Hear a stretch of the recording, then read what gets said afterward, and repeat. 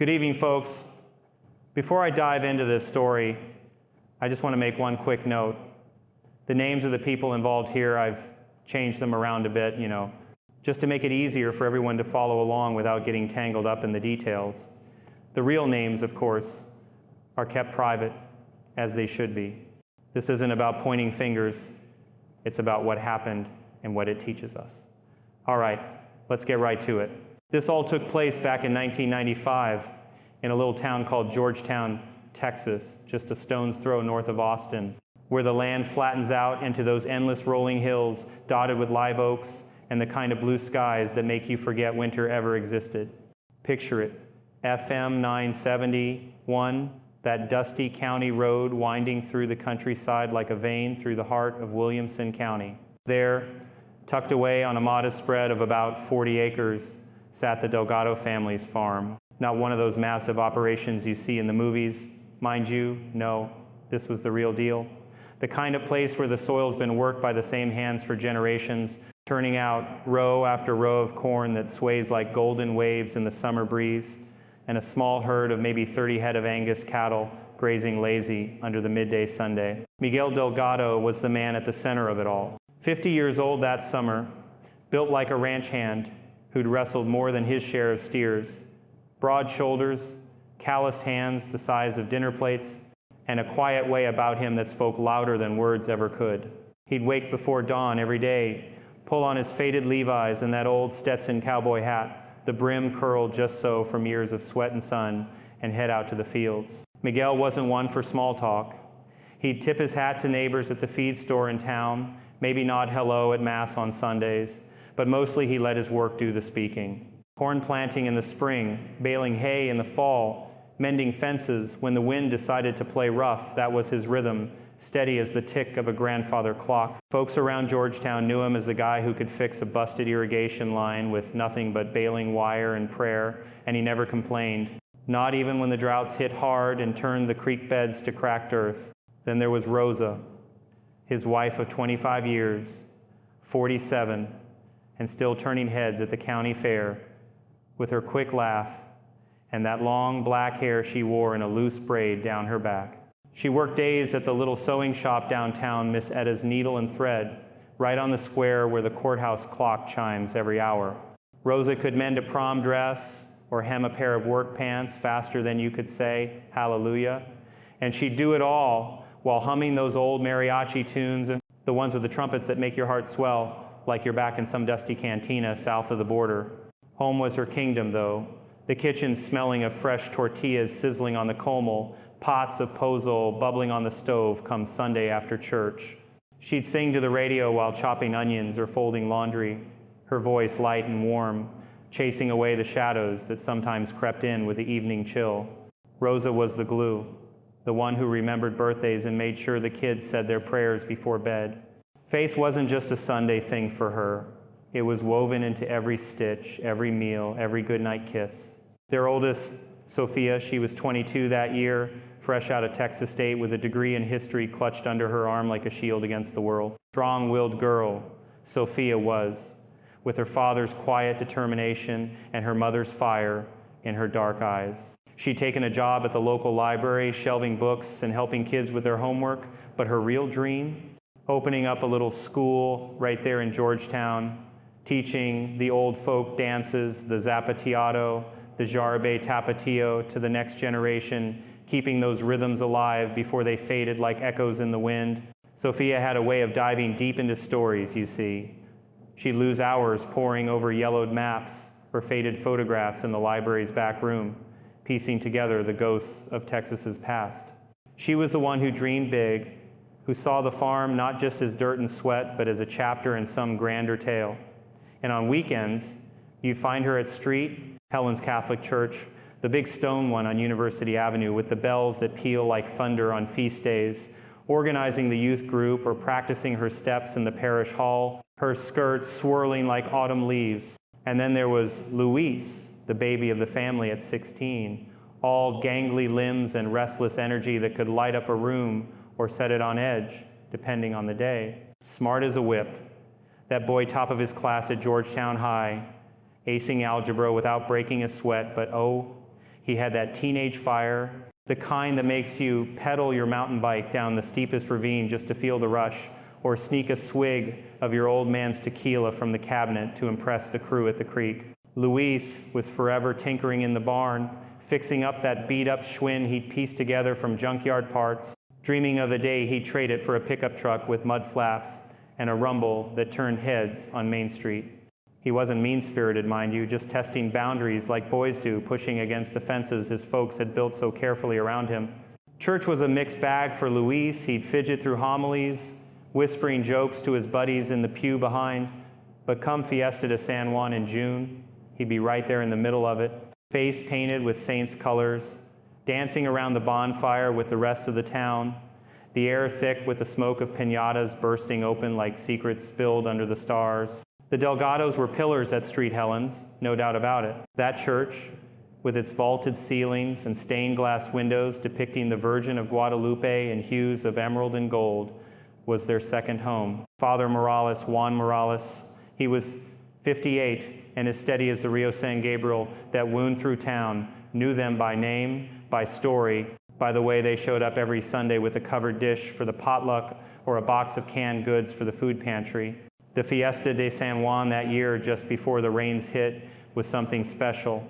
Lanterns strung from the live oaks in the churchyard, tables groaning under tamales and elotes slathered in mayo and chili.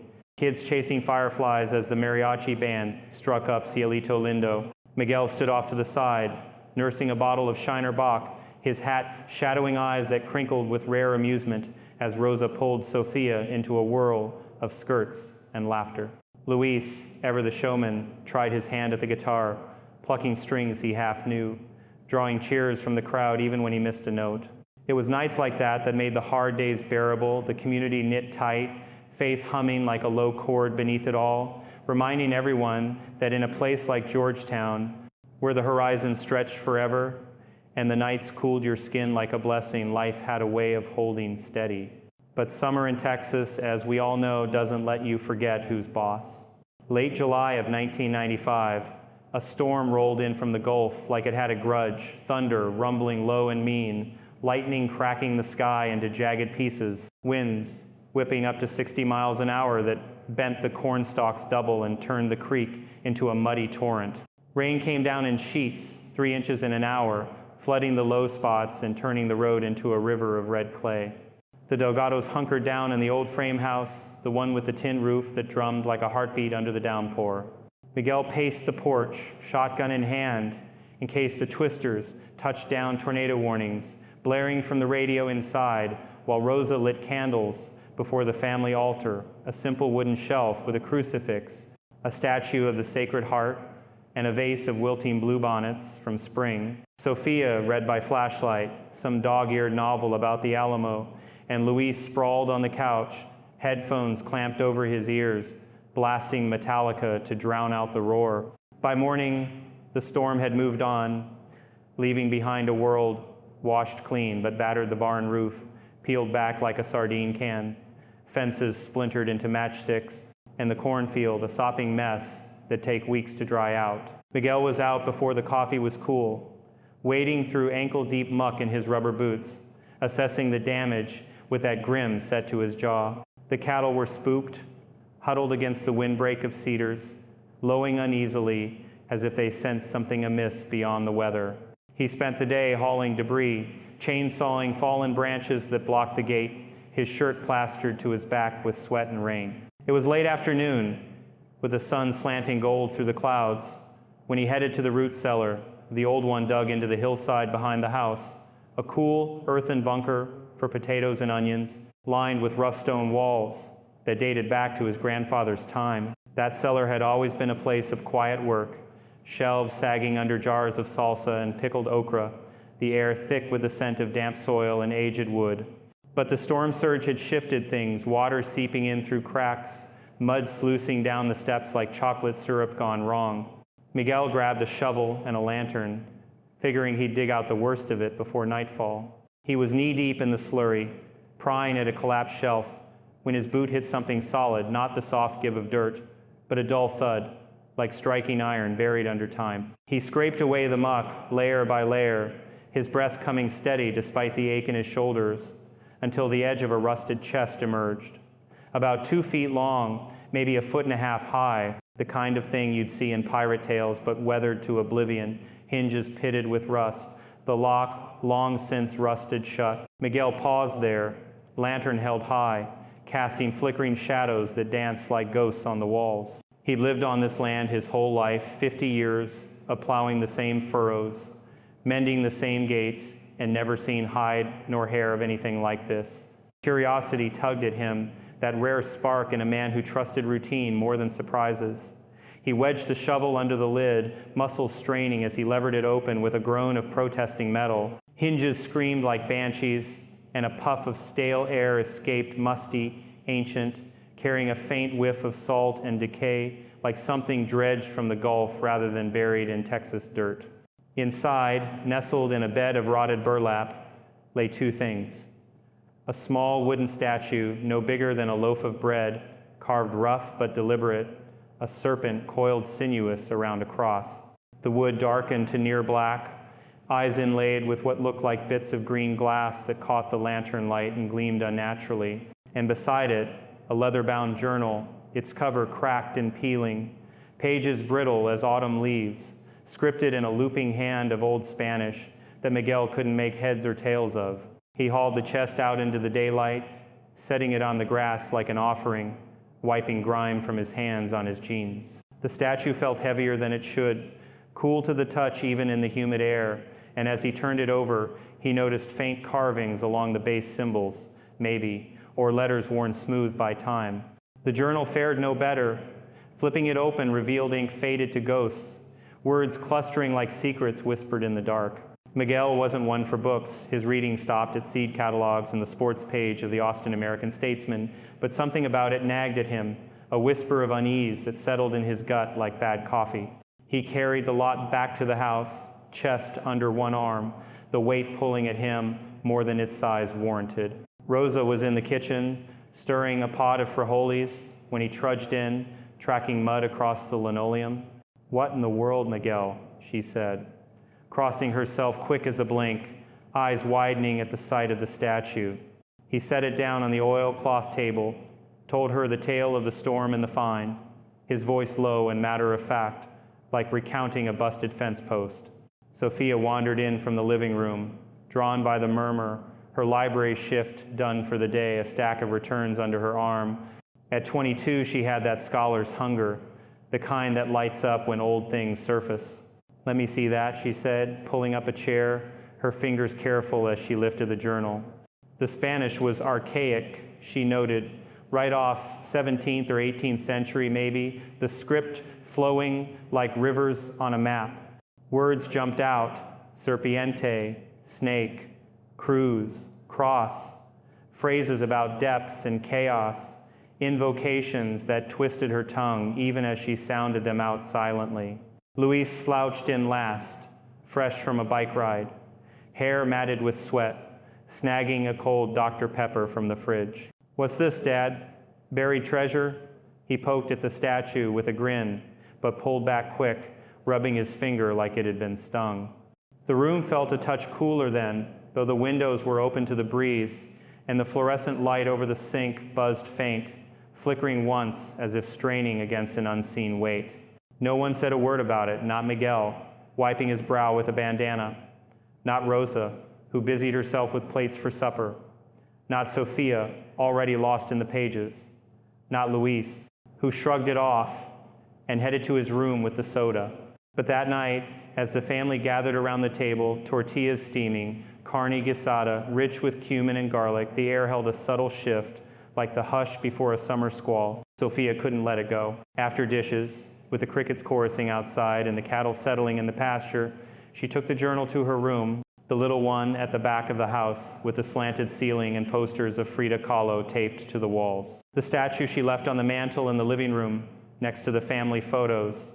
Miguel and Rosa on their wedding day in 1970, all stiff collars and shy smiles. Sophia in her cap and gown last spring. Luis gap-toothed at 8, holding a blue ribbon from the county rodeo. Under the glow of her bedside lamp, Sophia traced the words. her lips moving as she translated bits aloud, soft at first, then with growing curiosity.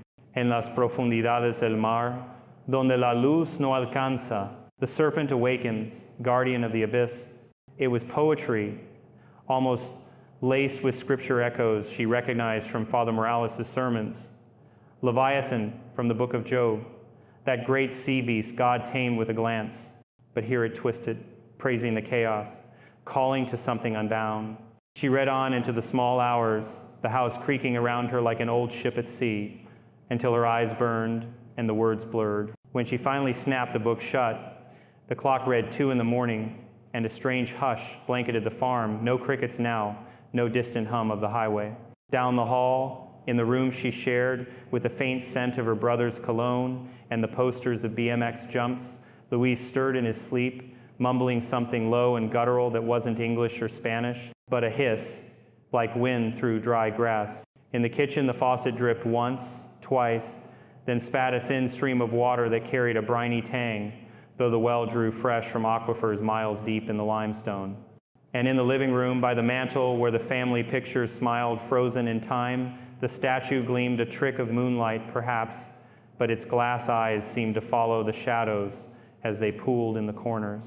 Miguel felt it first, come dawn. He rose with the roosters, as always, but the air in the bedroom hung heavy, pressing on his chest like an extra quilt on a July night.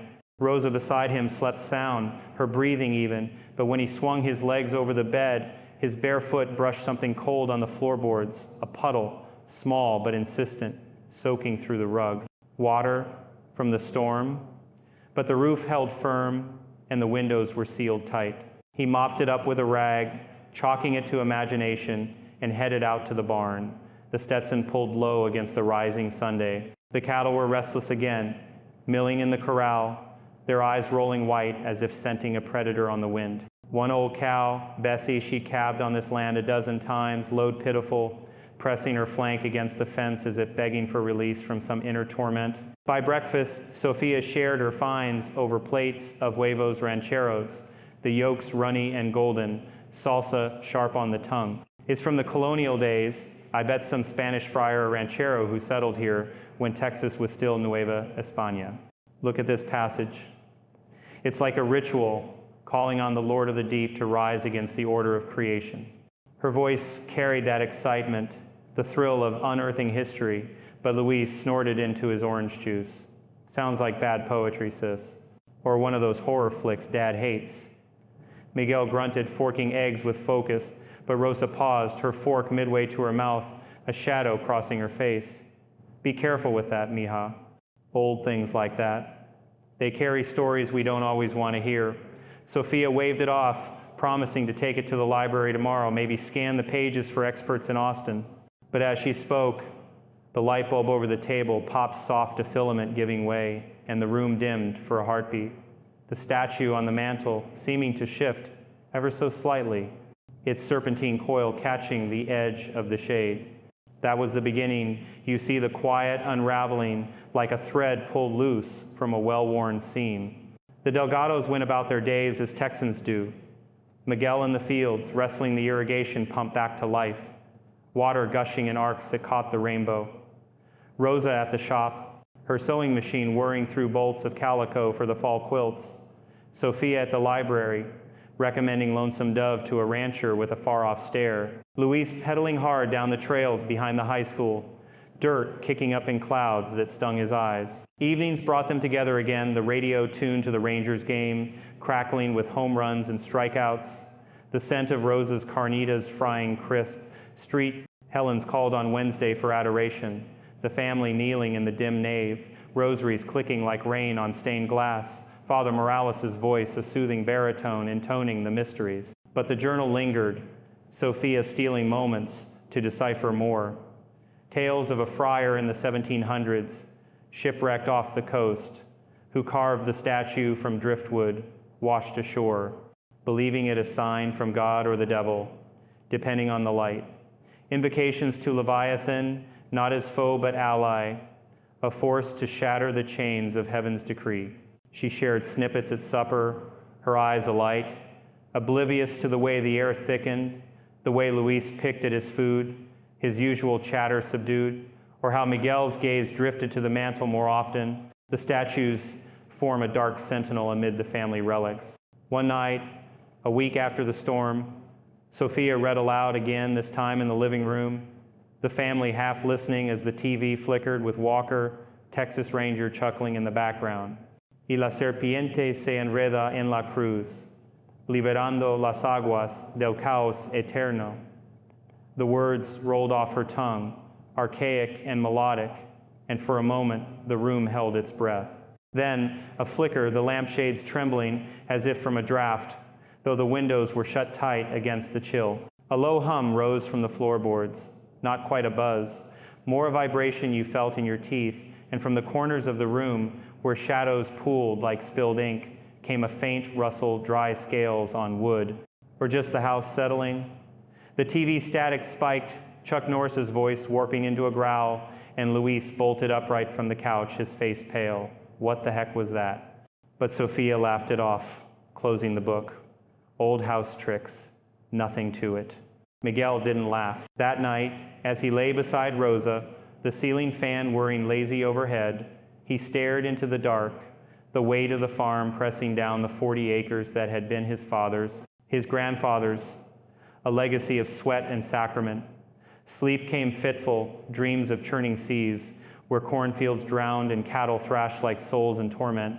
Rosa stirred once, murmuring a prayer, her hand finding his in the sheets. Down the hall, Sophia dreamed of archives in Mexico City, scrolls unrolling to reveal maps of forgotten coasts. Luis tossed, his bike forgotten, whispering names he didn't know. And on the mantel, under the watchful eyes of framed smiles, the statue waited, its glass eyes reflecting the moon's cold fire, the journal's pages whispering promises of depths unplumbed.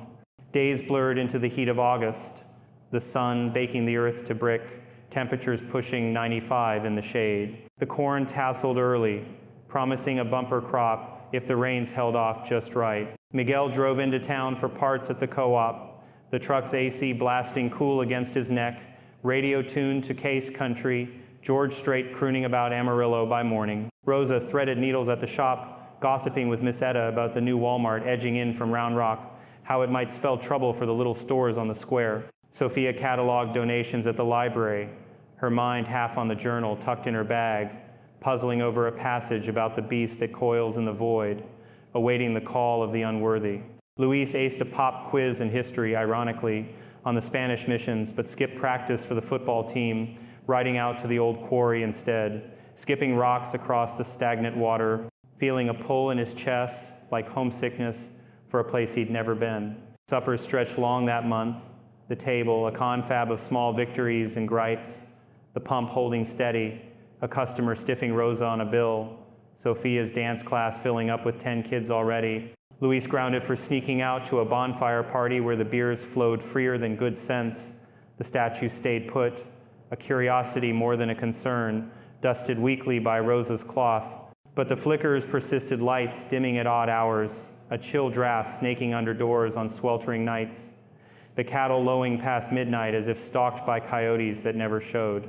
Father Morales noticed it Sunday, after Mass, when the Delgados lingered for coffee in the hall. "Everything all right, Miguel? You look like you carried the weight of the world in that collection basket." Miguel shrugged, hat in hand. "Just the weather, Padre. Storms stir things up." Sophia confessed her, fine in the confessional that week, the lattice screen casting shadows like bars. "It's just history. Father, nothing sinful." Morales' voice came gentle, laced with that Mexico City lilt from his youth. "History is a river, Sophia. Sometimes it carries treasures, sometimes snakes. Pray on it, child. And bring that book by the rectory, I'll have a look." She promised she would, but the days slipped, the journal's pull stronger than guilt. It was the full moon in August, hot and hazy, the kind that turns the fields silver that the first real whisper came. Sophia, alone in her room after a late shift, opened the book again, the words flowing easier now, like an old song half remembered. She murmured them low, the fan stirring the pages, and the air shifted. Not sudden, but insidious, a pressure building, like the drop before thunder. The lamp steadied, then dimmed to amber, and from the vent in the floor rose a sound, a sibilant hiss, faint as breath on glass, circling the room. Sophia froze, heart thumping, rationalizing it as the AC kicking on. But when she glanced up, the mirror on her dresser fogged from within, a shape coiling faint in the mist, a curve, a gleam. She slammed the book shut, pulse racing, and fled to the kitchen for water, the house silent save for the fridge's hum. Rosa was there, folding towels, her eyes sharp. "Mija, you all right?" Sophia nodded, gulping tap water that tasted oddly metallic, like pennies in the rain, just tired. "That journal's got me spooked." Rosa set down the laundry, crossing to her daughter, hands warm on her shoulders, then put it away. "Some doors are best left closed, Sophia. Remember what your abuelita said. Curiosity killed the cat, but faith brings it back." They laughed, soft and strained. But as Sophia headed back, the hallway stretched longer, shadows clinging to the walls like oil. Miguel heard the cattle again that night, 2 a.m., the clock radio glowing red. He pulled on boots, grabbed the flashlight, stepped onto the porch where the air hung thick, moonstruck and still. The herd was bunched at the far fence, eyes reflecting the beam like coins, lowing in a chorus that raised the hackles on his neck.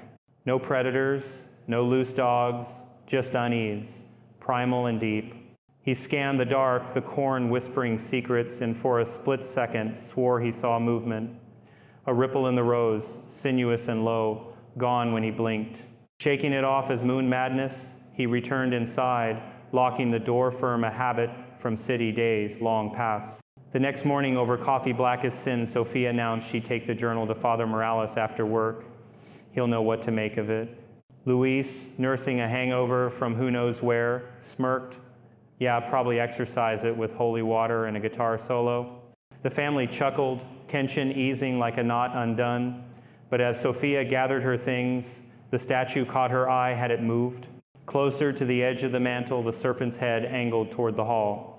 A trick of light, she told herself, pocketing the book and heading out, the Texas sun climbing high, baking the asphalt to shimmer. Little did they know, that river of history Sophia loved so much, it was rising, slow and inexorable, carrying not just tales, but teeth. The farm, that 40-acre sanctuary of sweat and sacrament, stood on the edge of something older than the live oaks, deeper than the aquifers, something that coiled in the abyss, waiting for a voice to call it home. And in the Delgado house, with its tin roof and family altar, that voice had begun to echo. As September rolled in like a slow freight train across the Texas plains, the heat finally broke, giving way to those crisp mornings where the dew clings to the barbed wire like diamonds and the air smells of damp earth and distant rain. But for the Delgados, that shift in the weather didn't bring the usual relief. It carried something heavier, something that settled into the bones of the house like humidity you couldn't shake. We left off with that statue and journal sitting there on the mantel, innocent as a family heirloom at first glance, but already whispering their way into the cracks of daily life. Sophia had promised to drop the book by the rectory, but work piled up at the library, endless stacks of returns from the Labor Day rush, folks checking out Stephen King novels like they were chasing summer's last thrill, and the days slipped by without her making good on it. Life kept turning as it does. Miguel out mending the storm, felled cedars along the fence line, his chainsaw barking through the wood like an old dog with a grudge. Rosa threading bobbins at the shop, her foot pedal thumping steady while she chatted with the quilting circle about the upcoming harvest festival at the fairgrounds. Luis, though that boy was the first to feel the tide pull under him, subtle at the start, like the undertow at Galveston you don't notice till your feet can't find bottom. 16's the tricky age in any family, full of that restless itch to prove you're more than the kid still doing chores.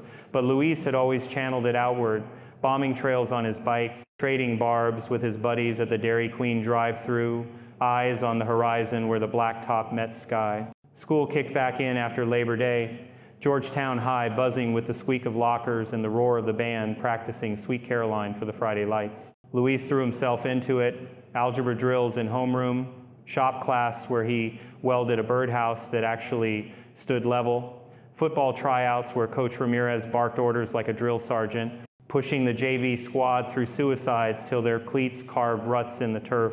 Evenings, he'd scarf down Rosa's enchiladas, sauce dripping red as sunset, then vanish to his room with homework half done, blasting Nirvana from his boombox, Kurt Cobain's wail seeping under the door like smoke. But around the second week of September, the glitches started showing in him, small enough to brush off his growing pains, or a bug going around the kind that laid half the county low with coughs and fevers.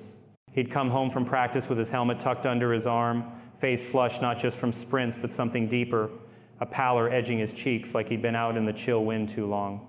Just wiped out on the field, he'd mutter when Rosa asked, flashing that grin that usually melted her worries. But it didn't reach his eyes anymore, those brown orbs her mama had called windows to heaven, now shadowed like storm clouds gathering behind glass. Sleep was the first casualty. Miguel heard it nights when he rose for water, padding past Luis's door on the creaky boards. The boy tossed like a fever dream, sheets tangling around his legs, mumbles spilling out low and feverish Spanish words he shouldn't know, laced with a hiss that echoed off the walls. Profundidades, caos, depths, chaos. Miguel paused once, hand on the knob, but pulled back. Kids have nightmares, he told himself. Memories of his own boyhood, spooks from coyote howls and ghost stories around the campfire. By mid-month, the dreams turned outward, bleeding into the daylight hours. Luis started zoning out at the supper table, fork midway to his mouth, staring at his plate like the refried beans held some secret code. Sophia noticed first, elbowing him gentle. Earth to Luis, pass the tortillas before they get cold. He'd snap back with a jerk, laughing it off sharp and forced, but his hands trembled faint, spilling salsa across the cloth. That night, after the dishes clattered into the sink and the family scattered Rosa to her sewing basket by the lamp, Miguel to the porch with his pipe, puffing tobacco that curled lazy into the stars, Luis holed up in his room, the door clicking shut like a vow. He sprawled on the bed, posters of Tony Hawk mid-ollie staring down, and tried cracking his history textbook, but the words swam, pages blurring into waves, crashing black and endless. Then it hit, not a dream this time, but a pull like a hook snagged in his gut, yanking him under. In the vision, or whatever you call it, when the walls of your mind crack open, Luis found himself not on the farm, but adrift on a sea that stretched forever, no shore in sight, the water thick as oil and warm against his skin. He treaded it slow at first, heart hammering, calling out for Dad, for Mom, but the only answer was a ripple, widening into coils that broke the surface. Scales glinting green-black under a moonless sky, eyes like lanterns burning cold blue fire. The thing rose slow, massive, its body a mountain of muscle and fin, barnacle-crusted and ancient, mouth gaping wide enough to swallow the ranger's outfield hole. But it didn't lunge. It circled, lazy and knowing, whispering his name, Luis, in a voice like gravel dragged over coral, deep as the hum of thunder from the Gulf. You feel it, boy. The weight of the land pressing down, but I am the release, the flood that washes clean. Images flashed then, the farm drowned, corn stalks waving like kelp in currents red with silt. Miguel swept away, hat bobbing like wreckage, Rosa's songs silenced under froth, Sophia's books, pages bloating, ink running to rivers of scripture, twisted wrong. And Luis, oh Luis, he rode the crest, not fighting, but part of it, the chaos singing in his veins like tequila fire. He woke gasping, sheets soaked through, the room spinning like he'd chugged a six-pack on an empty stomach. Clock said 3:15 a.m., the house dead quiet, save for the fridge's distant rattle. He stumbled to the bathroom, splashing water on his face tap running cold, but it came out brackish, tasting of salt and seaweed, though the well pump drew sweet from granite depths 100 feet down. Brushing it off as post-stream haze, he padded back, but paused at the living room threshold. There, on the mantel where family smiles beamed eternal, the statue had shifted. Not fallen, but turned serpent's head now facing the hall toward his room, those glass eyes catching the nightlight's glow and throwing it back fractured, like looking through warped bottle glass. Luis swallowed hard, a chill prickling his arms despite the humid air, and slipped away quick, burrowing under covers that suddenly felt thin as paper. Morning brought no reprieve. Breakfast was huevos con chorizo, Rosa's specialty. The sausage crumbling spicy and hot, but Luis poked at it listless, appetite gone like smoke. Miguel eyed him over his coffee mug black, no sugar, steam rising straight. You look like death warmed over, mijo. Skip practice today? Luis shook his head, forcing a bite that sat like lead. Nah, just a rough night. That pop quiz in English kicked my butt. Sophia, flipping through the Williamson County Sun headlines about the governor's visit to Waco, glanced up sharp. You were talking in your sleep again. Sounded like Dad's old records, all scratchy Spanish. He shrugged, but the fork slipped from numb fingers, clattering loud. Rosa crossed herself subtle, murmuring Jesus, Maria y Jose under her breath, but said nothing more, just slid him a fresh tortilla wrapped warm. School that day dragged eternal. Bells tolling like funeral dirges, lockers slamming echoes in his skull. In the cafeteria, amid the clamor of trays and laughter, Luis sat with his crew Tommy from the trailers down by the tracks, freckled and foul-mouthed. Jake, the quarterback with dreams of UT. Maria, sharp-tongued and pretty, passing notes under the table. They razzed him about fumbling a pass at tryouts, burgers dripping grease onto wax paper, but his laughs rang hollow, mind drifting back to the sea, the whisper coiling tighter. After lunch, in the empty chem lab skipping study hall for a smoke behind the bleachers, he felt it surge, a wave of nausea, hot and roiling, bending him double over the sink. Vomit came bitter, tasting of bile and brine, splattering porcelain white. He rinsed it frantic, but the mirror fogged unbidden, and in the steam a shape etched faint, coils overlapping, eyes peering through. Not real, he gasped, wiping with his sleeve, but his reflection grinned back, wrong teeth too sharp, eyes flashing that unnatural blue. By evening, the herd knew before the family did.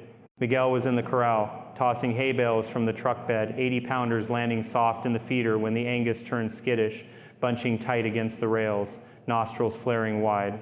Old Bessie, the matriarch with her sway back and milky eye, pressed her head to his chest, lowing deep and mournful, like keening for the lost. He stroked her flank, murmuring, "Easy, girl," but checked the water trough anyway, clear that morning, now filmed over with a scum that reeked of low tide, fishy and foul, though no spill from the barn.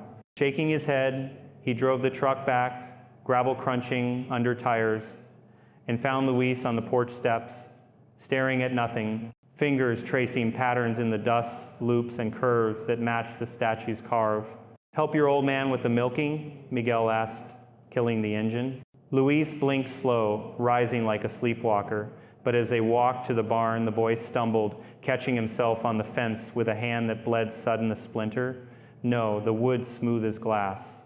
Blood welled dark, dripping to earth that drank it greedy, and from the pasture rose a chorus, the cattle stamping, horns clacking rails, eyes wild with whites showing.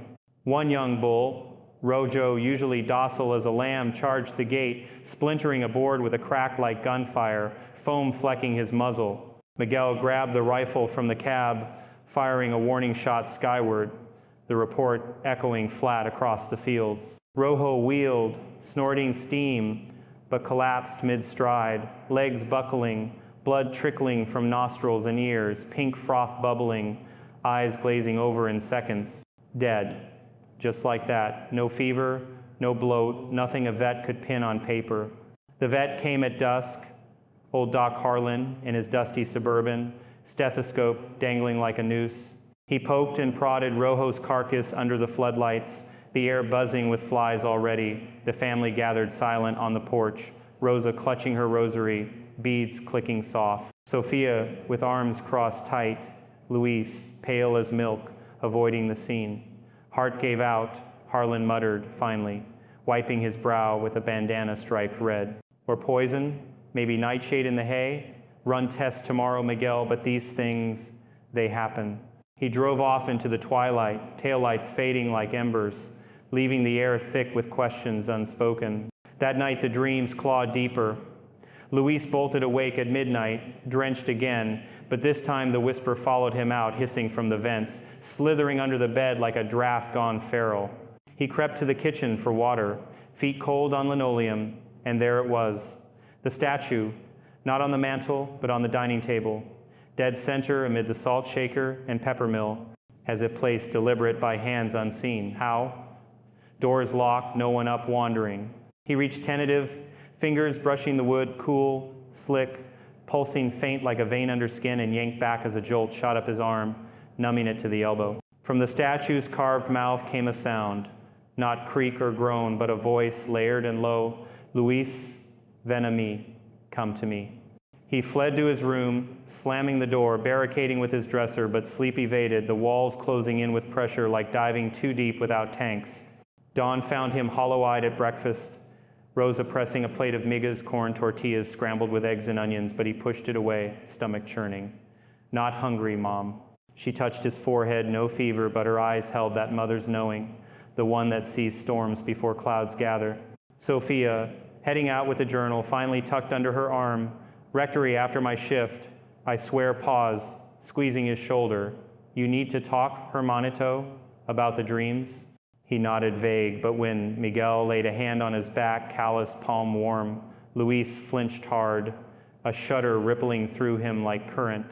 Sorry, Dad, just tired. School was a blur of avoidance, dodging Tommy's invites to the arcade, skipping lunch to nap in the band room, the tuba cases his pillow. Coach pulled him aside after practice, jersey soaked. You're off your game, Delgado. What's eating you? Luis mumbled excuses, homework.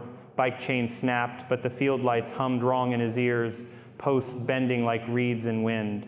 Homeward on the Schwinn, pedaling hard down FM 971, the road unspooled, endless, shoulders lined with mesquite that rustled whispers. A mile from the gate, brakes failed, sudden cables slack as if cut by invisible shears, and he skidded gravel, skinning knees bloody on the berm. Horns blared from a passing phone 50, the driver hollering, "Watch it, kid!" As Luis lay there, chest heaving, tasting copper and salt, the bike frame twisted like the serpent's coil. Rosa cleaned the wounds that evening, peroxide fizzing white, her touch gentle as prayer. What happened, mijo? You've been distant.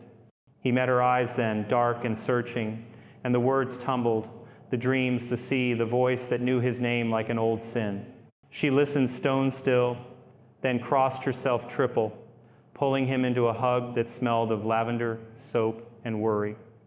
We'll talk to Father tomorrow, after Mass. Miguel, eavesdropping from the hall, clenched his jaw, practical man. He'd seen coyotes take calves, floods claim crops. But this smelled of the old tales his abuela spun by firelight, saints wrestling demons in the desert. He poured a shot of tequila neat, the burn steadying his pulse, and stepped out to check the herd again, another down by morning, this one with eyes burst red as if pressure from within. Sophia made the rectory drop that Sunday after the 10 o'clock Mass where Father Morales preached on Job's trials, his voice rolling rich over the pews packed with ranchers in starched shirts and kids in patent leathers. The journal handed over in the sacristy, Morales flipping pages under the crucifix's shadow. Intriguing, Sophia. Colonial script looks like a friar's hand from the missions era. I'll consult the diocese archive in Austin. But pray the street, Michael Prayer nightly, eh? Covers all bases. She nodded, relief flooding, but as she left, Luis lagged in the narthex, genuflecting slow before the tabernacle, whispering please he half believed. The week wore on, signs stacking like storm clouds, lights flickering at supper, the bulb over the sink popping twice, shards tinkling like ice, water from the faucet running rusty one tap, then clear the next, but always with that underlying tang of ocean deeps. The cattle losses mounted 3 by Friday, each death quicker, more violent, hides unmarked, but innards bloated as if drowned from inside. Miguel called the extension office, voice tight on the rotary phone, but the agent hemmed and hawed about blue-green algae in the stock pond, though tests came back clean. Luis withdrew further, skipping football altogether, holding up with comic books he didn't read, the boombox silent now, replaced by sketches in his notebook waves, crashing crosses, serpents devouring saints, pencil lines shaky and deep-scored. It crested that Saturday night, the harvest moon hanging low and bloated over the fields, turning the corn silver and sinister. The family gathered for movie night, old VHS of the Goonies rented from the Blockbuster in town. Popcorn popping salty in the microwave, but Luis begged off, claiming headache, retreating early. Rosa fretted, brewing chamomile tea strong as her doubts, but let him go. Midnight found Miguel and Rosa abed, her head on his shoulder, breath sinking slow, when a crash echoed from downstairs like glass shattering, followed by a thud heavy as furniture toppling. Miguel bolted up, grabbing the flashlight from the nightstand, Rosa close behind in her robe, crucifix necklace glinting cold. They found the living room wrecked, lamp tipped, shade crumpled, the coffee table askew, magazines fanned like fallen leaves. And in the center, Luis standing rigid as a post, eyes rolled back to whites, body swaying side to side like a reed in current. No, not swaying, undulating, hips rolling in a rhythm, alien, arms loose at sides, but fingers curled claw-like. From his mouth came a boy's voice, but a rumble deep as earthquake, words slurring thick, Eu sou Leviathan, Senhor dos abismos e do caos sem fim, I am Leviathan. Lord of the depths and endless chaos. Rosa gasped, hand to throat, but Miguel stepped forward, flashlight beam pinning his son's face slack yet fierce, lips peeled in a rictus grin. Luis, snap out of it, son. But the boy, no. The thing in him tilted, head slow, eyes snapping front, irises swallowed by blue glow, like bioluminescent deeps. Miguel, o fazendero, cego. Você cavou meu túmulo, e agora eu desperto, the farmer blind. You dug my grave, and now I awaken. Panic hit like a gut punch, Miguel lunging to shake him, but Luis recoiled with strength unnatural, hands flying up to shove, sending his father staggering back into the couch, ribs cracking dull against the arm. Rosa screamed then, raw and piercing, In nomine Patris, but the words choked as a wind rose impossible in the sealed room, whipping curtains inward, pages from the sun fluttering like trapped birds.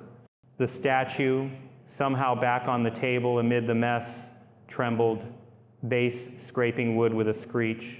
Luis, or Leviathan, laughed, a wet gurgle bubbling from chest, and collapsed to knees, body convulsing, foam-flecking lips. Vocês não podem me prender. Eu sou a onda eterna. You cannot hold me. I am the eternal wave. Miguel scrambled up, ignoring the fire in his side, and pinned his boy to the rug, 200 pounds of farm muscle holding wrists down, but Luis thrashed wild, spine arching off the floor in a bow that should have snapped it. Rosa fled to the kitchen, fumbling the phone, rotary dial spinning frantic, 911 blurring through tears, but the line hissed static, voices overlapping in tongues she didn't know. Sophia burst in from her room, hair wild. What, oh God, Luis? She dropped beside them, prying at his jaw as convulsions peaked, teeth gnashing air. Minutes stretched eternal till it broke, Luis going limp, eyes fluttering shut, breath ragged but his own again. The wind died abrupt, leaving hush broken only by their sobs. They bundled into bed, sheets changed fresh, Rosa stroking his hair till dawn, murmuring Ave Marias like a lifeline. Miguel paced the porch, shotgun loaded now. Tequila bottle half empty on the rail, stars wheeling overhead indifferent. Sophia fetched the statue cold as ice and locked it in the root cellar. Journal with Father Morales still. But this was no history lesson. By sunrise, with roosters crowing defiant, Rosa called Doc Gonzalez, Maria Gonzalez, the clinic's rock, a no-nonsense Latina in her 40s with scrubs starched crisp and a stethoscope that heard more than heartbeats. She came, house call, vitals steady, pulse strong, temp normal, no drugs in the tox screen they drove to the ER for, epilepsy, maybe, or night terrors amplified. We'll monitor, but pray, Rosa. Sometimes the body's fine. It's the soul that ails. Miguel nodded grim, but doubt not his boy, speaking dead languages, hurling him like a rag doll. Sophia confessed her readings to Rosa that afternoon, tears hot. It was me, Mom. I woke it. Rosa hugged her fierce. No blame, mija. We fight together. But as evening fell, the cattle lowed uneasy again, and from Luis's room came faint murmurs, whispers of waves crashing eternal. That was the door cracking wide, folks, the first clear glimpse of the abyss staring back. Leviathan, that biblical behemoth from Job, not some fairy tale snake, but a force of raw disorder. The sea's untamed rage, God himself reined in with a word, and it had found a harbor in a Texas boy's restless heart. But hold tight, the storm was just gathering force. October crept in on Georgetown like a thief in the night, the leaves on the pecans turning gold but holding tight against the wind as if reluctant to let summer go. Folks around town were gearing up for the annual pumpkin patch at the fairgrounds, hay rides bumping over stubble fields, cider steaming from vats, kids carving jack-o'-lanterns with tongues stuck out in concentration, but for the Delgados, the calendar might as well have been written in invisible ink. That first raw encounter in the living room had cracked the facade, leaving them raw and reeling, tiptoeing around the house like it was a minefield rigged with memories. Doc Gonzalez's words hung heavy. Bodies fine, souls ailing. Fine advice, but in a place where the nearest psychiatrist was a 2-hour drive south to Temple, and faith ran deeper than the San Gabriel, they leaned hard on what they knew, prayers whispered over coffee, doors locked double at dusk, and eyes watchful on Luis, who moved through the days like a shadow of himself. The boy tried, God bless him, dragged himself to school midweek, backpack slung heavy with books he barely cracked, flashing thumbs up to Coach Ramirez from the bleachers instead of suiting up. His buddies circled wary, Tommy cracking weak jokes about ghost riders in the sky over Fritos at lunch, but Luis just nodded, picking at the crust of his sandwich. Appetite vanished like dew under noon Sunday. Nights were the gauntlet. Rosa sat vigil in the rocking chair by his bed, its creak a metronome to her rosaries, beads slipping through fingers calloused from needles and thread. Miguel took the couch, shotgun propped close, waking at every snap of branch outside, the tequila bottle emptying slower, now not for numbness, but ritual. A shot before bed like communion, wine against the dark. Sophia buried herself in work, shelving tomes on Texas Rangers and Comanche raids till her arms ached, but guilt gnawed constant. A rat in the walls, her readings, her curiosity, the spark that lit this fuse. Yet Leviathan, that ancient mariner of malice from the 40th chapter of Job, coiled there in the whale-road of Scripture, mocking man's frailty with its armored hide and scorn of the spear, didn't slink away chastened. No, it burrowed deeper, roots spreading like bindweed through the soil of their lives, twisting what was good into grotesque. It started small, insidious, the way rock claims a fence post from the inside out. The well water, drawn from aquifers that should run sweet as spring rain, turned traitor first by the 10th.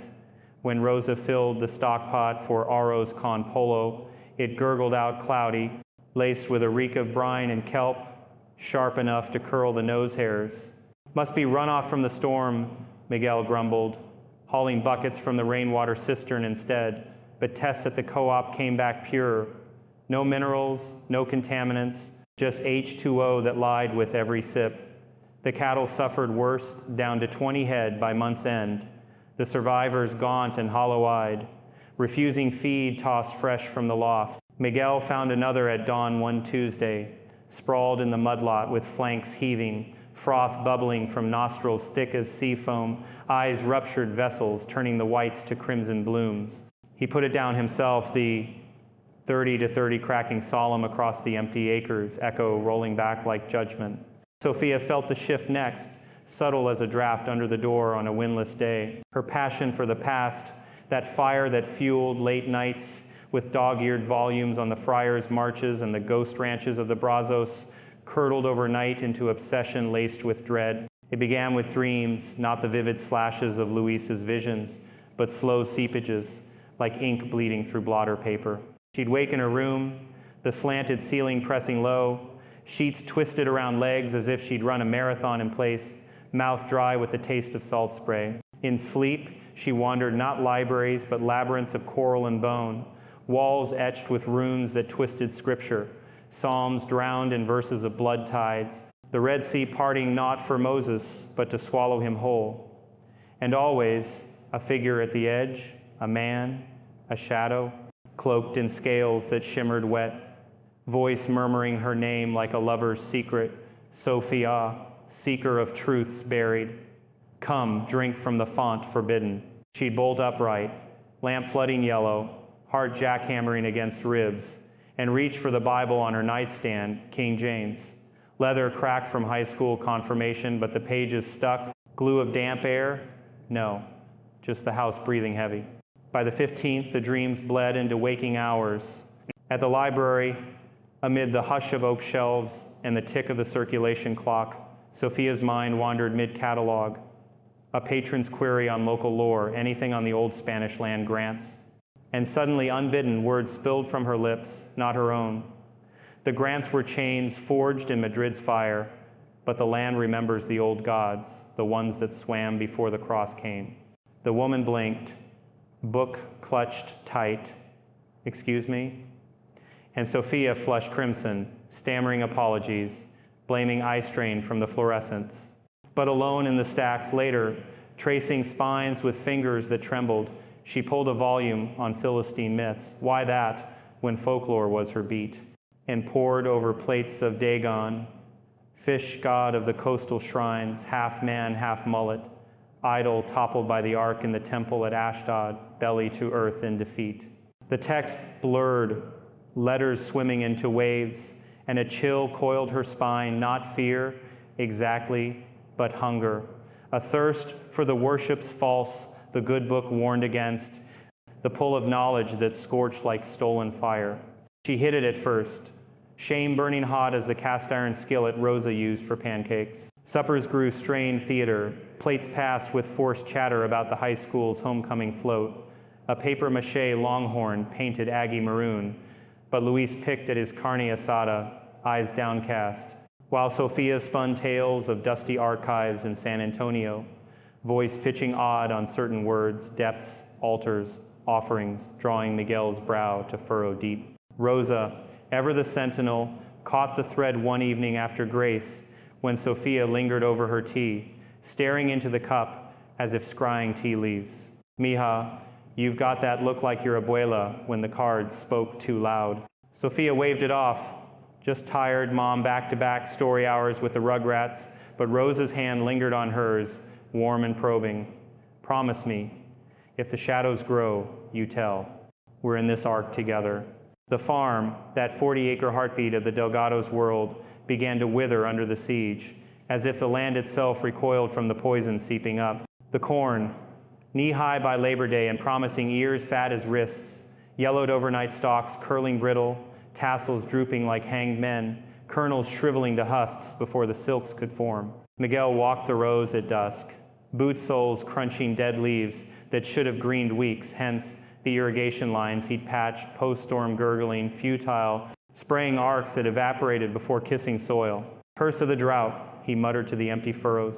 But rain came twice that week, quarter-inch showers pattering soft, soaking the earth just enough to mock, leaving the fields thirstier, the air thicker, with a humidity that clung like guilt. Neighbors whispered at the feed store, old Harlan with his pipe, leaning on the counter amid sacks of Purina. Heard the Delgados lost half the herd. Witchgrass or that new herbicide from the co-op? But Miguel bought his seed in silence, tab running long, the Stetson's shadowing eyes bruised from sleepless nights. Luis's storms grew fiercer, lashing out not just in sleep, but broad daylight, the boy a vessel cracking under pressure. It hit Thursday after school, when he pedaled home early, Schwinn chain oiled fresh tires, humming on asphalt still warm from the 80-degree afternoon. The gate creaked open under his shove, but inside the yard, Miguel was wrestling a post-hole digger into the hardpan, prepping for a windbreak of junipers to shield the barn. Grab the post, son, over there by the shed, Miguel called, sweat beading his temples, sleeves rolled to elbows scarred from barbed wire nicks. Luis nodded mechanical, hefting the cedar shaft 8 feet of rough grain, heavy as regret, but as he neared, a tremor seized him, arms locking rigid, the wood slipping to thud earthward. His face contorted, not pain, but something feral, jaw clenching, veins bulging cords in his neck, and from his throat tore a snarl, guttural and layered. Maldito seas, esclavo de la tierra seca. Cursed be you, slave of the dry earth. Miguel Spun, diga dropping, Luis. What? But the boy lunged, no hesitation, fingers splayed like talons, raking his father's forearm, nails digging crescents that welled instant red, 4 parallel furrows from wrist to elbow. Miguel reeled back, shock more than hurt, blood slicking his skin in rivulets. But Luis pressed, eyes locked not on him but through irises that electric blue flickering like storm lanterns. Words poured then, not the boy's baritone, but a torrent in archaic Spanish, tongue-twisting phrases from the journal Sofia had surrendered. La cruz es una mentira. El mar la devorara. La serpiente reinara en las llanuras. The cross is a lie. The sea will devour it. The serpent will reign in the plains. Miguel dodged a second swipe, grabbing a shovel from the dirt blade flat against Luis's chest, not striking but holding, the cedar handle vibrating under the force. Fight it, Mijo! This ain't you. But the thing in him laughed, wet and bubbling, spittle flecking Miguel's shirt, and Luis's free hand clamped his throat, thumb pressing windpipe just shy of crush. Rosa heard the commotion from the kitchen window curtains billowing in the cross breeze and bolted out barefoot, apron flapping. Miguel! Dios mío. She flung herself between, prying at Luis's arm, with hands that shook but held, nails breaking on his sleeve. Let him go. Por favor, it's me, your mama. The pressure eased then, sudden as a snapped string. Luis staggering back, eyes clearing to confusion, then horror as he saw the blood, his father's arm a mess, shirt torn at the collar. Dad? What happened? He dropped to knees in the dust, retching dry, while Rosa tore her apron for a tourniquet, knotting it tight above the wounds, her voice a litany, Bendita sea la sangre de Cristo. Miguel waved off help, pain lancing sharp but pride stiffer, just a scratch. Rosa boy slipped on the loose dirt. But his eyes, meeting hers over Luis's bowed head, held the lie bare. This was war now, flesh against spirit, and the lines were blurring. That night, with Miguel's arm stitched at the ER, 6 external, no tendon hit, but infection, risk high from the dirty nails. The doc said Rosa took command, her joy tempered by steel forged in years of mothering. She cleared the mantle of knickknacks, the family photos tucked safe in a drawer, and nailed crucifixes above every door and window, simple olive wood ones from the parish gift shop, each with a relic splinter said to be from the true cross, though Father Morales winked when asked. Rosaries draped the beds like garlands, holy water from street. Helen's vialed in the fridge next to the milk, sprinkled liberal at every threshold. Suppers turned ritual. Grace extended to include the armor of God from Ephesians. Voices joining firm belt of truth.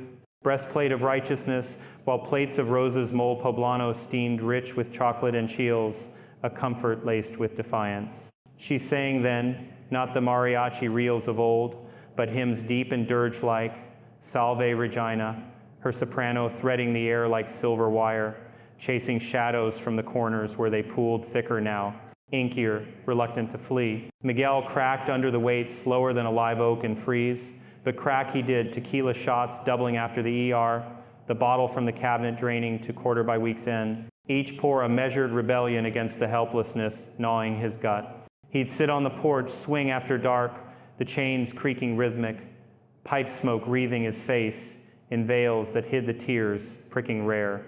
What'd I do wrong, Rosa? Farms dying, boys possessed, am I the curse? She'd join him, blanket over knees against the 40-degree chill, hand on his good arm. No, Amor, you're the rock. Remember Job? Lost everything, but kept faith. We're his echo. But alone in the bathroom mirror, Miguel traced the scratches, scabbed ridges like claw marks from some backwoods tale, and wondered if the abyss wasn't just in Luis, but echoing his own doubts. The whiskey a dam against the flood. Father Morales stepped in deeper that Sunday, the 20th. Mass of refuge amid the pews, packed with the faithful incense, curling from brass thuribles, organs swelling on Immaculate Mary. After, in the rectory's dim study lined with tomes on Aquinas and de Montfort, he met the family proper. Luis fidgeting on the leather couch, Sophia twisting her braid, Miguel silent as stone, Rosa clutching her purse like a shield. The journal lay open on the desk, pages flagged with sticky notes, Morales' script neat in the margins, Invocación errónea friar Tomás de la Cruz, 17, naufragio en Mata Gorda. Morales, 58, with that salt and pepper fringe and eyes kind as aged whiskey, lean forward, elbows on knees. This isn't child's play. The rite invoked here, it's a perversion, calling not guardian, but guardian's foe.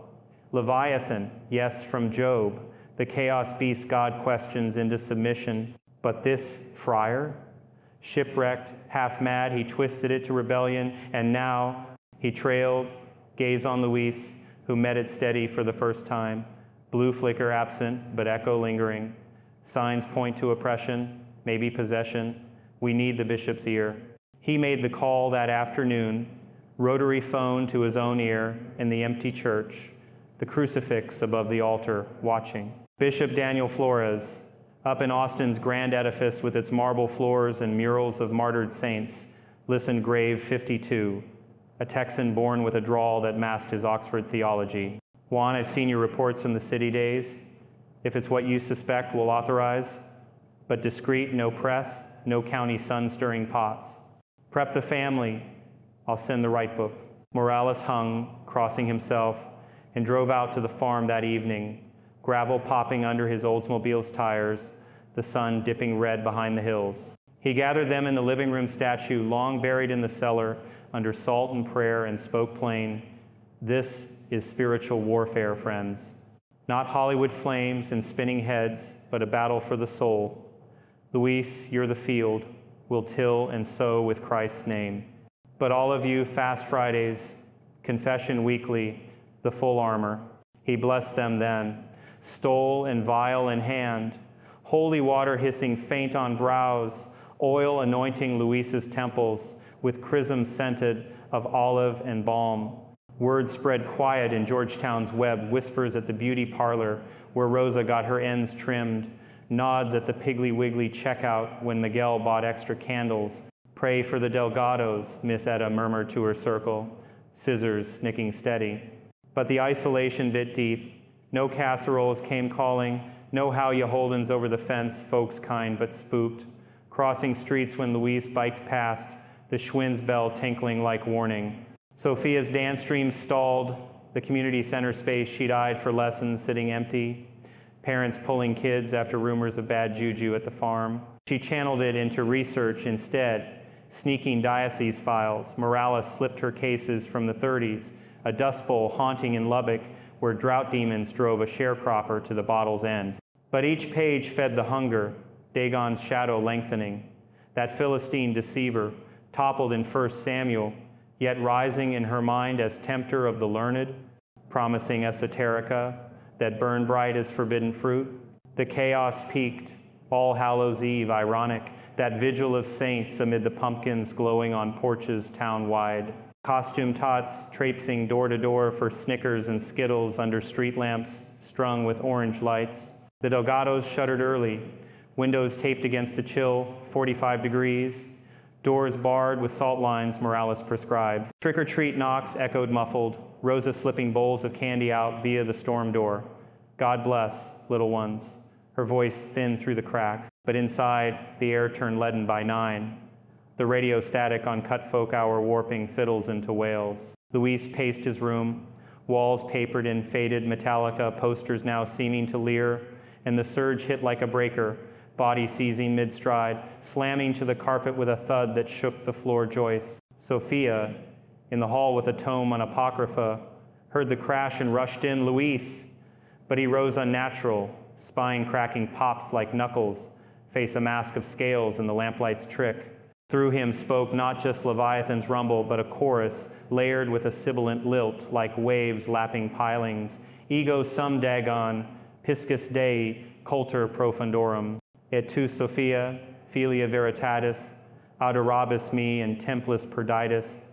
I am Dagon, fish god, worshipper of the depths, and you, Sophia, daughter of truth, will adore me in the lost temples. She froze in the doorway, book tumbling from numb fingers, as Luis's no, Dagon's hand extended, palm up, beckoning with fingers elongated in shadow. Visions assaulted then, not dreams, but overlays on reality, the bedroom walls dissolving to choral cathedrals, altars slick with offerings of pearl and bone, Dagon enthroned in effigy head of carp, body scaled bronze, beckoning her to kneel, to chant the rites that bound the sea to man's whim, the knowledge you crave, seeker histories unscribed, gods unthroned. Join us, and the scrolls unroll eternal. Her knees buckled, drawn forward 2 steps, lips parting on words, alien, great one of the shoals, but Rosa's voice shattered it from downstairs. A hymn blaring from the kitchen radio, Ave Maria soaring operatic, the Blessed Mother's mantle flung like a net. Sophia wrenched back, slamming the door, barricading with her body as Luis Dagon howled, fists pounding wood splintery, the frame groaning under assault. Miguel thundered up, arm sling forgotten in fury, and they held till the frenzy peaked and broke Luis, collapsing in a heap, weeping, not his tears but hers mingled. Sis, it wants you too. The fishman, promising books that bite. She held him then, siblings in the wreckage, while downstairs Rosa prayed furious, Trang hat beads, snapping one in her grip. By midnight, the farm silent again, save for distant howls, coyotes, or echoes. Morales arrived unbidden, tire tracks fresh in the dew, satchel of relics heavy. It's escalated. Dagon, the subordinate, jealous angel cast to coast, tempter of the curious, Leviathan's lieutenant, drawing the learned into false altars. He traced signs in oil over thresholds, voice-steady baritone invoking Psalms 41. As the hind longs for flowing streams, so my soul longs for you, O God. Dawn crept gray, the family huddled in the kitchen, over cooling cafe con leche, resolve hardening like mortar. The exorcism loomed, a house chapel rising in the barn's lee. Tarps and pews borrowed quiet from the parish, away from prying eyes in the Williamson County Sun's ink. But the prelude didn't end gentle. That week, as Morales prepped rites copied from the Roman ritual, 78 in Latin, each a blade against the dark, the assaults diversified, a blitz of the banal turned baleful, lights in the house strobed erratic, bulbs, filament flaring to black without cause, leaving rooms to candle flicker that threw shadows serpentine on walls. The truck's engine coughed, salt rhymed, battery draining overnight, though disconnected, forcing Miguel to pedal the old Schwinn to town for jumper cables, arm throbbing in the chill. Sophia's library shifts blurred with hallucinations, books shifting shelves unaided, spines whispering titles, an Aramaic book of the depths, codex of coils vanishing when grasped. Luis spoke prophecies unbidden at breakfast, mid-bite of pan dulce. The bay will rise on the full moon, swallowing the spires, eyes glazing as he detailed floods that mirrored Gulf hurricanes yet pinned to Georgetown's flatlands. Rosa's sewing machine jammed constant, threads snapping blood red, needles bending double as if gripped by pliers unseen. Miguel hit bottom Thursday, post a call from the bank loan on the farm, stretched thin, corn yield projected nil, cattle cull forcing auction of the best stock. He stormed the liquor store on the square, the clerk's rough go, Miguel, unanswered, bottle bag discreet. Home, he drained half in the barn, hammer-pounding stakes for the chapel frame, cedar posts 8 foot, driven too deep, but the mallet slipped, smashing thumb, bloody, rage boiling over in curses that echoed Job's own. Why? Rosa found him there, slumped against the wall, bottle rolling in straw. Enough, mi vida. This bottle won't bind what's loose. She knelt, taking his face in hands flour-dusted from biscuits, and they wept together raw, unashamed the first crack in his silence. For them, Miguel. For Sophia's dances, Luis's truck dreams. We fight sober. He nodded, corking it final, and rose to hammer true each strike a vow. Morales rallied reinforcements by week's close. Sister Elena Vargas, 40 and fierce from the Carmelites in Waco, her habit plain but eyes burning with the fire of novenas unbroken. She'd fasted 40 days once for a possessed nun in 87, voice a whip in prayer that lashed spirits fleeing. And Roberto Pena, 30, ex-Marine from the Gulf Sands, now ranching adjacent, built like a mesquite stump, faith forged in foxholes where he'd clutched a scapular through scud alerts. Whatever it takes, Padre, he growled, calloused hands folding rosaries like M16s. They met in the half-built chapel walls of hay bales, draped canvas, altar a sawhorse with linen and candles rehearsing the litany, Exorcizo te, immundissime spiritus. I exorcise thee, most unclean spirit. Luis watched from the doorway, pale but present, the blue flicker dormant but watchful. As November whispered in, leaves skittering like scouts across the drive, the stage set for the fray. The farm lay scarred fields, fallow, herd halved, house a fortress of faith, but the Delgado stood unbowed, a family knit tighter in trial, echoing the saints who'd faced tempests with salt and scripture. Leviathan and its minion Dagon prowled the thresholds, but the light in the chapel burned steady, a beacon against the abyss. And in that light, folks, we see the truth. Chaos rages, but order, God's order, claims the tide. Yet the battle was just kindling now, the real gale gathering under the winter moon. Hang on, the war for souls doesn't yield easy. January 1996 dawned brittle and unforgiving on the Texas plains, the kind of cold that seeps through denim and bone alike, turning your breath to ghosts in the air and the ground to iron underfoot. Georgetown huddled under a slate sky, the San Gabriel running low and sluggish, ice fringes lacing the banks like warnings etched in crystal. For the Delgados, the calendars flipped to a new year rang hollow, no fireworks popping over the square, no tamales steaming at midnight mass, just the quiet grind of survival, the farm, a scarred outpost holding against the siege. We left them on the cusp, that makeshift chapel rising in the barn's shadow like a vow carved from desperation. Walls of weathered plywood nailed hasty, roof tarped against the northerlies that howled down from the panhandle, interior lit by banks of votives flickering on crates for pews. Father Morales had poured himself into it, sweat beating his tonsure despite the chill, hammering alongside Roberto Peña, the ex-Marine's biceps bulging under his flannel as he hefted beams like matchsticks. Sister Elena Vargas arrived mid-month, her Carmelite habit traded for practical woolens, suitcase packed with relics, a bone fragment from street. Anthony, vials of chrism blessed in Rome, a scourge of knotted cords for the rite's rigors. We're building an ark on dry land, she quipped to Rosa over mugs of chicory coffee, strong as resolve, but her eyes held the steel of vigils unbroken. The sessions kicked off the 15th, under a waxing moon that silvered the fields like a blade drawn slow. No fanfare, no crowds, just the family, the team, and the weight of heaven's wager pressing down. Luis, strapped to a sturdy oak chair Morales had reinforced with leather restraints from the parish's old confessional, wide enough for a man twice his size. Arms and legs buckled firm but padded with quilts, Rosa had sewn hasty, sat at the altar's foot, the room's heart. The air hummed thick, scented of beeswax and sage smudged for cleansing. Crucifixes nailed high on every beam, their brass gleaming cold. Morales, vested solemn in purple, stole and cassock, the Roman ritual open on the lectern, a leather tome dog-eared from his Mexico City days, pages marked with ribbons, the colors of sacraments. Roberto flanked the door, a colossus in shadow, shotgun traded for a rosary, looped around his fist like brass knuckles, his marine-honed gaze sweeping corners where darkness pooled stubborn. Elena knelt to the left, her prayers a ceaseless murmur, voice threading Latin litanies like a seamstress mending rents in the veil. Princeps gloriosissime, Calestis exorcitus. Miguel and Rosa bookended the chair, hands on Luis's shoulders, his good arm free for the boy's grip, her fingers laced with his son's, nails bitten raw but hold unyielding. Sophia hovered at the rear, a stack of Bibles and prayer cards, her shield, her dancer's grace stilled to vigil, eyes fierce with the guilt transmuted to fire. Morales began with the preliminaries, voice rolling resonant as a vesper bell. In nomine Patris et Filii et Spiritus Sancti, Amen. The Our Father followed, recited triple, the family joining ragged but raw, words punching the air like fists against a gale.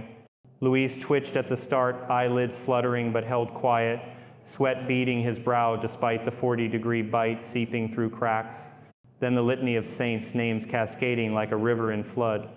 Michael, Gabriel, Raphael, Jude, patron of the hopeless, Anthony, finder of the lost. With each invocation, Elena swung the thurible, incense coiling thick, acrid smoke stinging eyes and throats, a veil against the unseen. It stirred on the third night, when the moon crested full and bloated, casting beams through the tarp slits that striped the floor like bars on a cell. Morales had delved into the imperatives, Asperger's rod dipping in holy water to sprinkle Luisa's bowed head, droplets hissing faint on skin gone clammy. Adjuro te, serpens antique. I adjure thee, ancient serpent. The boy's body jerked then, not a spasm, but a convulsion deep. Chair legs scraping plywood with a screech that set teeth on edge. His head snapped back, neck cording taut, and from his lips bubbled not saliva but brine clear and viscous, splattering the altar cloth in arcs that reeked of low tide and rot, pooling to stain the linen like tears from the deep. No me atarás, sacerdote de mentiras. The snarl erupted voice, not Luisa's tenor, but a baritone boom, overlaid with echoes like waves crashing in a cavern, Spanish laced with Aramaic growls that twisted the air. You shall not bind me, priest of lies. Morales didn't flinch. 20 years in the trenches had schooled him steady, pressing on with Psalm 51, Miserere me, Deus. Have mercy on me, O God. But Leviathan rose fiercer, Luisa's frame arching off the seat in a bow that creaked the oak, restraints biting leather into wrists red raw. The room responded, candles guttering wild, flames stretching tall then squat as drafts howled unbidden through sealed seams, shadows leaping walls like dancers gone mad. Roberto lunged forward, pinning shoulders with hands like vises, his rosary beads grinding into the boy's collarbone, murmuring Hail Marys under breath, each decade a grenade lobbed into the fray. Elena's prayers peaked, voice cracking whip sharp, Vade retro, Satana, get behind me, Satan. Sophia stepped in unbidden, clutching a scapular from her neck, brown wool woven with street.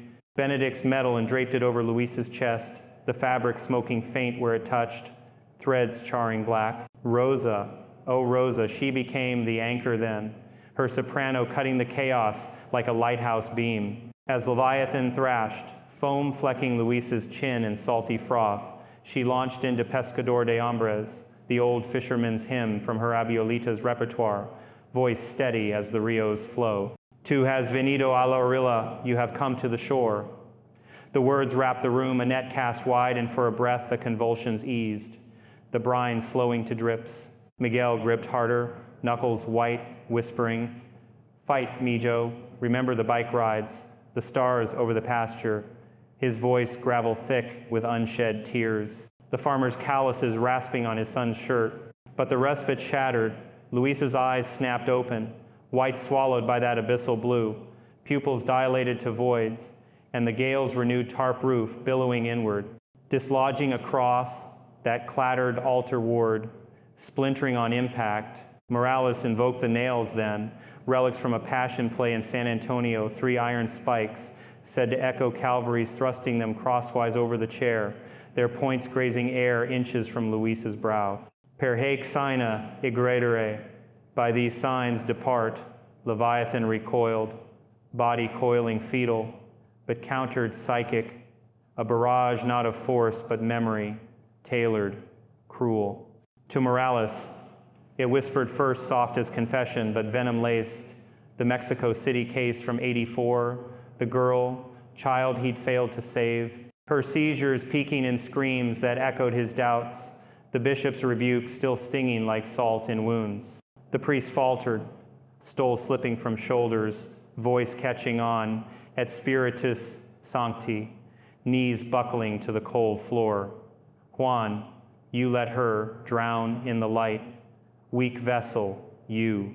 But Elena caught him, arm around waist, her litany unbroken. Street Teresa, pray for us, fortress of the soul. Morales straightened, eyes stealing, and resumed, the lapse a spark that fanned his fire. Dagon slithered in next, the subordinate strike slyer, aimed at Sophia like a harpoon to the gut. As she knelt, reciting the creed, Credo in unum Deum, the air shimmered before her, warping to inferno, the library ablaze.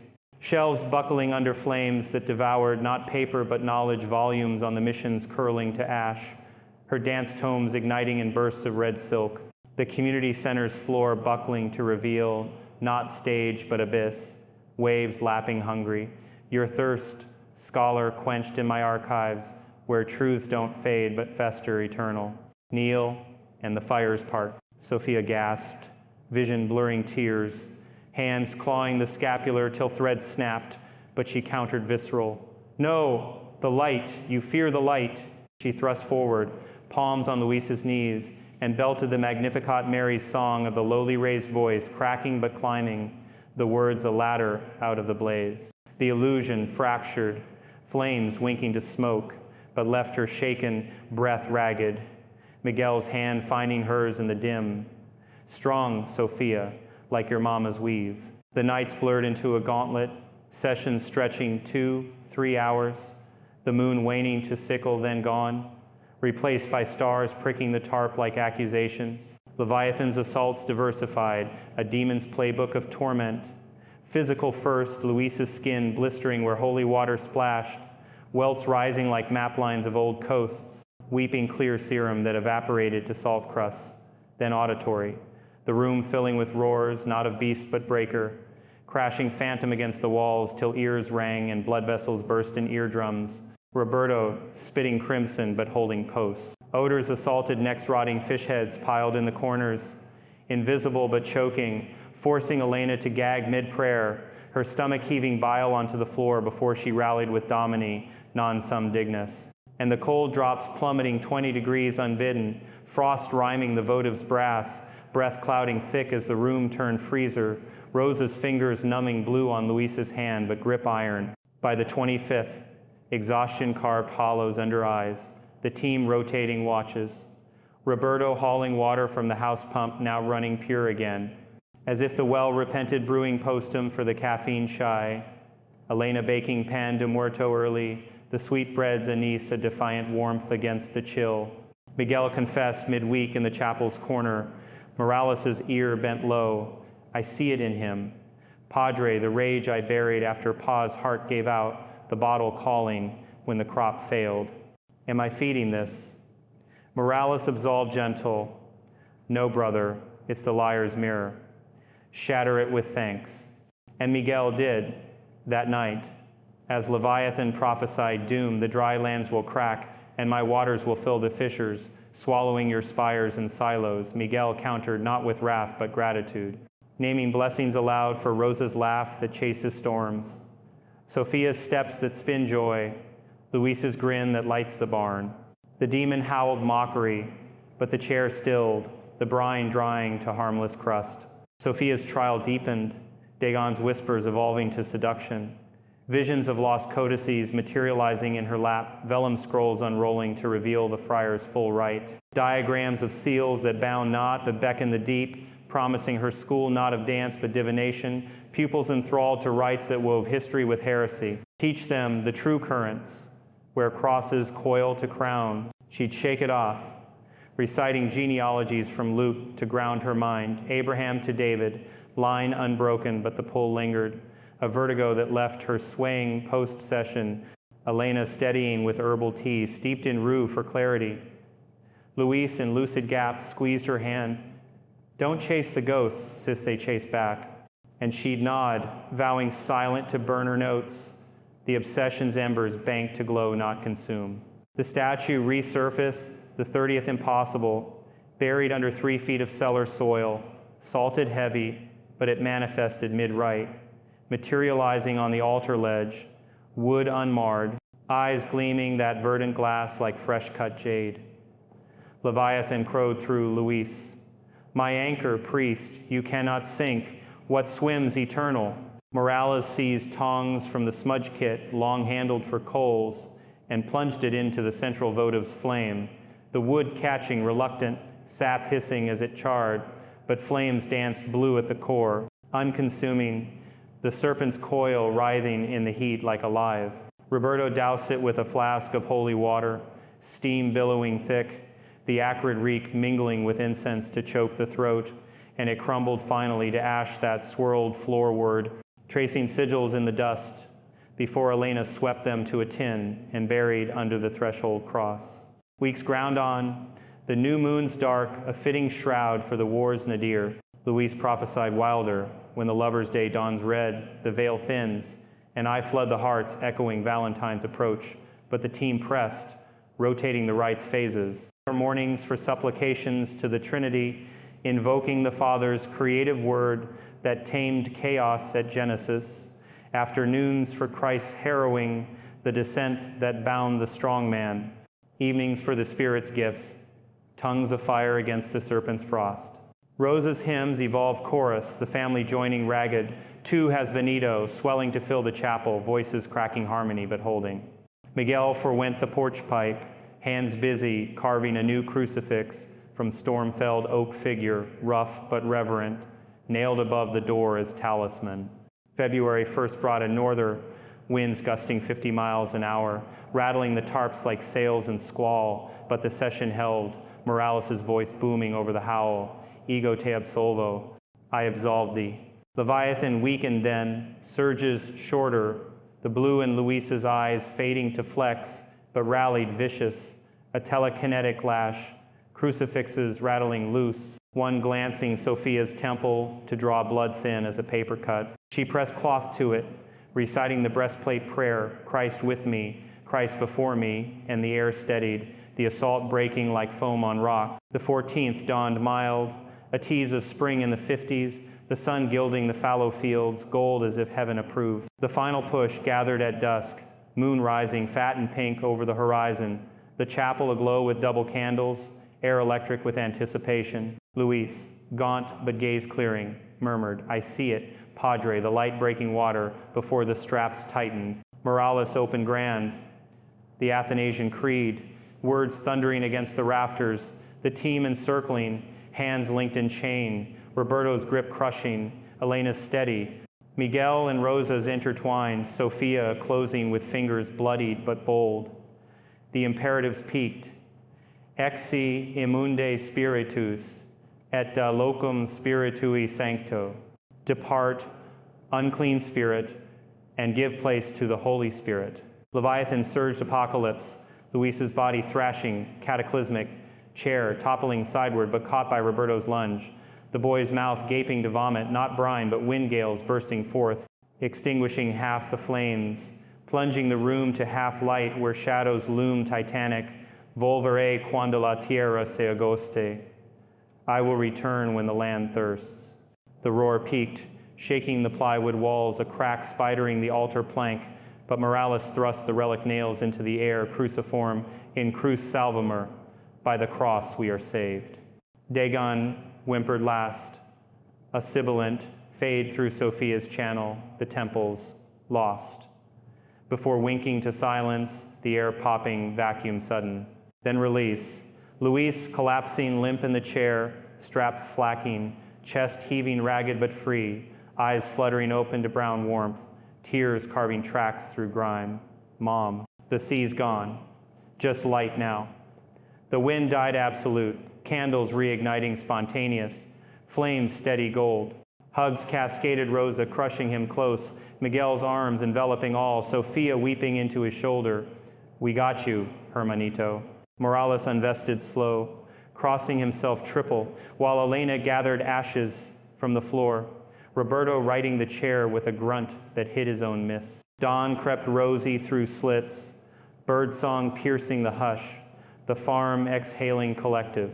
Recovery unfolded gentle as a river after flood, the scars fading but stories etched deep. Miguel ditched the bottle final, trading shots for sunrise, walks the fence line, the soil stirring under boot as he planned spring corn hybrid seeds from the co-op, promising yields to rebuild the herd. With Rosa, he raised that chapel permanent. Stone foundation poured shallow, roof shingled proper, a niche for the Virgin of Guadalupe gazing east. Sundays, they'd host prayer circles there, quiet gatherings of neighbors thawed by time, potlucks of Rosa's tres leches under the beams, faith renewed in the wood's grain. Sophia shelved the shadows, her history bent to light. No more abyssal dives, but classes blooming at the community center. Zapateado for tots in sneakers, jarabe for teens with dreams. Skirts swirling free under fluorescence, the rhythm chasing ghosts with joy's beat. Luis mended slowest, nightmares lingering like fog on the creek, but he channeled it outward, ditching the Schwinn for the church league hoop, jerseys sweat, soaked under floodlights, the balls thump a defiance. No more tequila swigs, no boundary tests, just a boy growing straight, whispering thanks in the confessional for the light that pulled him shore. Morales logged it in the chancery ledger that spring, testimony that the Lord reigns even the mightiest beast, the tale rippling quiet through the diocese, a caution and comfort, the statue's remnants, incinerated in a rite at Street Helen's pyre, journal's echo silenced in holy fire. Georgetown whispered it legend, the Delgado place, where faith farmed the fallow, love lassoed the Leviathan. And in those endless Texas skies, under stars that wheeled indifferent, the lesson lingered. Darkness dives deep, but the cross coils tighter. The dawn always claims the tide. That's the wrap on this one, friends, a true account from the files, reminding us that in the heartland's hush, the battle's never far, but neither is the victory. Go easy on the doubts, lean hard on the divine. God bless and keep you.